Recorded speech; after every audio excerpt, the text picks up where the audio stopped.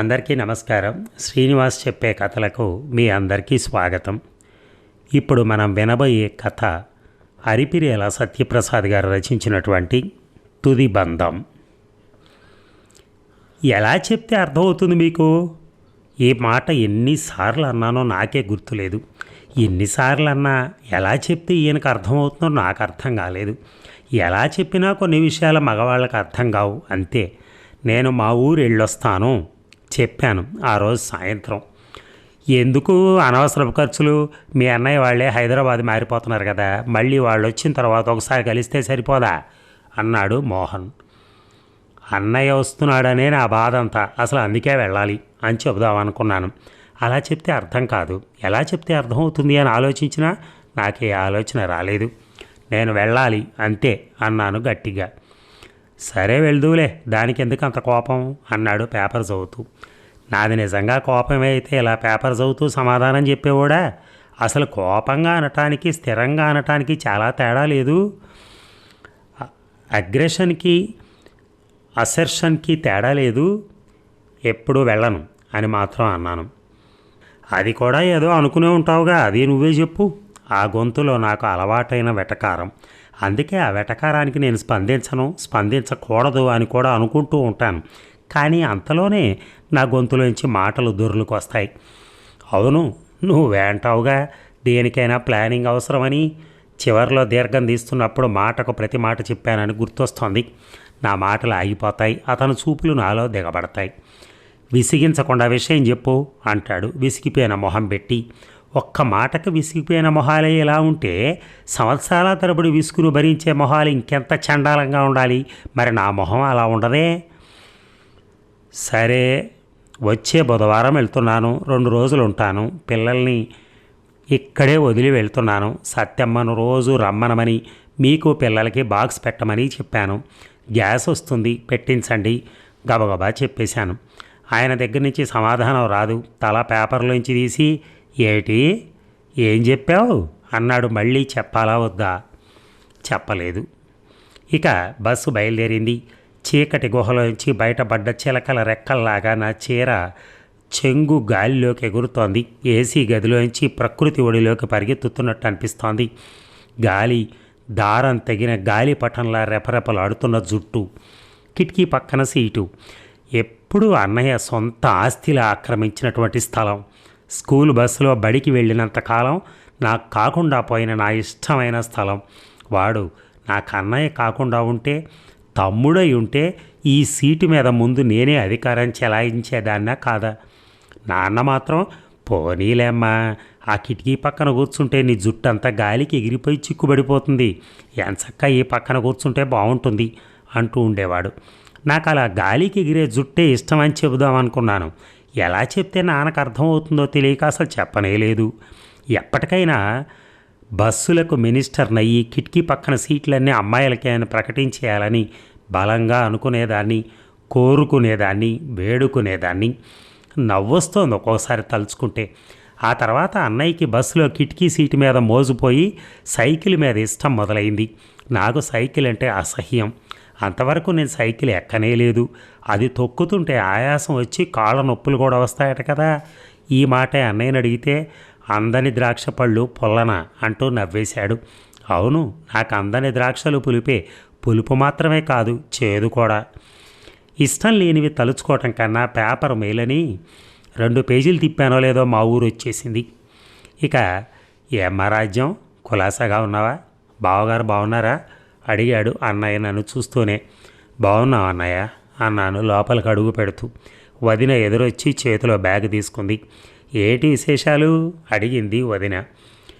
అవ్వాల్సిన 2 విశేషాలు అయ్యాయి కదా, ఇంకా అంతకన్నా మా సంసారంలో విశేషాలు ఏముంటాయి చెప్పాను నేను.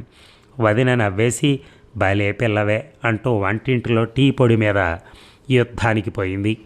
నేను ఇల్లు మొత్తం పరికించి చూశాను. ఎలా ఉండేదో అలాగే ఉంది, కానీ అక్కడక్కడ పెచ్చులు ఊడిపోయాయి. అప్పుడెప్పుడో నా పెళ్ళికి అన్నయ్య కొట్టించిన సున్నం అది. మా సంసారంలోనే పెచ్చులు ఉడుతున్నాయి, సున్నం ఎంతసేపు అనుకున్నాను నేను. చెక్క తలుపులు మాత్రం అలాగే ఉన్నాయి. ఇంటి పెరట్లో బాదం చెట్టు, మామిడి చెట్టు అలాగే పాతుకుపోయి ఉన్నాయి. మామిడి పూత పుగియటమే తప్ప కాయ కాయటం లేదని 2 ఏళ్లుగా అన్నయ్య వంక పెడుతున్నాడు.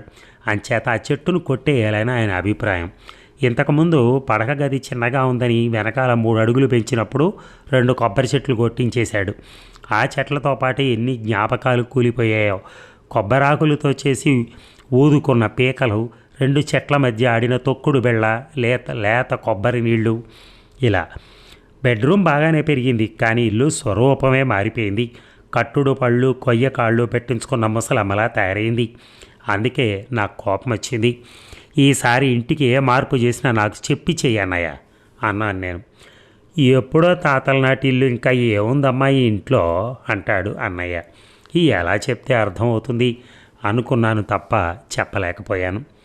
ఇక ఇల్లు అమ్మక తప్పేటట్టు లేదు అన్నాడు అంతకు 1 వారం ముందు ఫోన్లో. బేరం కూడా కుదిరింది. అపార్ట్మెంట్ కడతారట. 60 ఇచ్చి 4 ఫ్లాట్లు కూడా ఇస్తామంటున్నారు. పిల్లలిద్దరికీ చెరొకటి ఇచ్చి ఒకటి అద్దెకిచ్చుకున్నా పిల్ల పెళ్లి ఖర్చులకి ఇంకొకటి అందొస్తుంది అన్నట్టు సంబంధం కూడా కుదిరేట్టే ఉంది అని చెప్పాడు. పెళ్ళి కుదిరింది, బేరం కుదిరింది, ఇంకేం చెప్పాలి నేను? ఆ ఇల్లు అమ్మద్దని చెప్పొద్దు, మరి పెళ్ళికి డబ్బుల సంగతి అంటాడు. ఉండడానికి అత్తగారింట్లో కోట్లు ఉన్నాయి, కానీ ఇవి ఆయన కష్టార్జితం. పోనీ ఆ ఇల్లు నిలబెట్టుకుందామా అంటే అది అన్నయ్య పిత్రార్జితం. నా దగ్గర ఏముందని నిలుపుకోగలను? నేను హైదరాబాద్ వస్తున్నాను, కాగితాలు తీసుకొస్తాను, నువ్వు కూడా సంతకం పెడితే అన్నాడు. వద్దు, నేనే వస్తాను అని ఫోన్ పెట్టేశాను. ఇక వీధి గుమ్మానికి ఆనుకునున్న అరుగుల పైన కూర్చుంటే అమ్మ ఒళ్ళో కూర్చున్నంత హాయిగా ఉంది. చిరుచీకట్లు కమ్ముకుంటూ ఉండగా వీధి వెంట గొడ్లను అడవి నుంచి ఇంటికి తీసుకెళ్తున్న గోపయ్య వచ్చి రేక్కాయలు కలేకాయలు చేతిలో పెట్టాడు. అన్నయ్య అసహనంగా ఉన్న సంగతి మధ్యాహ్నం నుంచి తెలుస్తూనే ఉంది. కారణం తెలుసుకోవాలనిపించలేదు. కొంత చీకటి పడేదాకా ఆగి, ఇంకా చాలురా చీకటి పడుతోంది అన్నాడు లోపల నుంచే. పర్వాలేదులే అన్నయ్య, ఇక్కడ చాలా బాగుంది అన్నాను మిణుగురు పురుగులను చూస్తూ. అన్నయ్యే బయటకు వచ్చాడు. ఏమిటి విషయం అన్నాడు నెమ్మదిగా. విషయమే ఉంది, ఏమీ లేదు. నేను వస్తానన్నాను కదా, ఇంత హడావిడిగా రావాల్సిన పనే ఉంది అడిగాడు జంకుతూ. భయపడద్దన్నయ్య, ఈ ఇల్లు అమ్ముకునేందుకు నీకు అన్ని హక్కులు ఉన్నాయి. నేనేమి నీకు అడ్డుపడదామని రాలేదు చెప్పాను నేను. అన్నయ్య గట్టిగా నిట్టూర్చాడు. మరి ఇంకెందుకు వచ్చినట్టు మొహమాటంగా అడిగాడు. ఈ ఇంటికి నాకు చుట్టరికం ఉందన్నయ్య. ఈ ఇల్లే కాదు, ఈ ఊరికి నాకు కూడా ఒక అనుబంధం ఉంది. ఇప్పుడు ఈ ఇల్లు నువ్వు అమ్మేస్తానంటే ఏదోగా ఉంది. అందుకే ఒక్కసారి చూసిపోదామని చెప్పాను నేను. బాలేదానివే, దానికోసం ఇంత దూరం రావాలా? అయినా హైదరాబాదులో నేను ఇల్లు తీసుకుంటున్నానుగా, అది మాత్రం నీ ఇల్లు కాదు. ఎప్పుడు కావాలంటే అప్పుడు రా, నిన్ను కాదనేది ఎవరు అన్నాడు. ఎలా చెప్తే అర్థమవుతుంది అని ఆలోచించాను. ఈ ఇంటి ఆడపిల్లగా నాకు ఆస్తి హక్కు ఉండొచ్చు, కానీ అది కేవలం చట్టపరంగా మాత్రమే.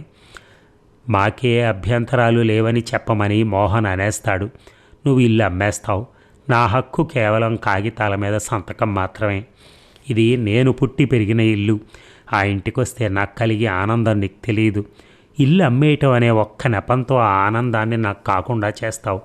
పుట్టింటికి వెళ్ళడం అనే సాకుతో వచ్చి నేను నడిచిన నేలని, నేను పెంచిన చెట్టుని అప్పుడప్పుడు చూసుకునే అవకాశం లేకుండా చేస్తావు. నీకు తెలియదన్నయ్య, ఈ ఇల్లు నాకు నా జ్ఞాపకాలకి మధ్య ఉన్న తుది బంధం. అది తెగిపోతుందనే నా బాధంతా.